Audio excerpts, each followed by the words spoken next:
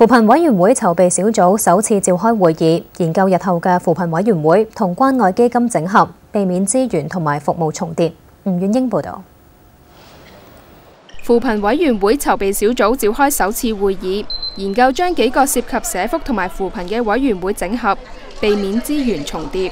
除咗關愛基金，仲有其他嘅基金嘅，咁我哋都覺得現時喺政府做緊各項扶貧嘅工作呢，都互相有相關嘅地方。咁如果作為一個高層次嘅扶貧委員會，咁對於各項扶貧嘅基金啊計劃呢，理論上都係要作出一個整合，咁能夠做到嘅工作更加協調得好啦，亦都係可以更加到位嘅。小組未來2個幾月會先聽各界嘅意見，先至詳細傾具體措施。預計委員會最快9月尾先至可以成立。唯一來自商界嘅成員，新世界發展主席鄭家純就期望商界可以做多啲。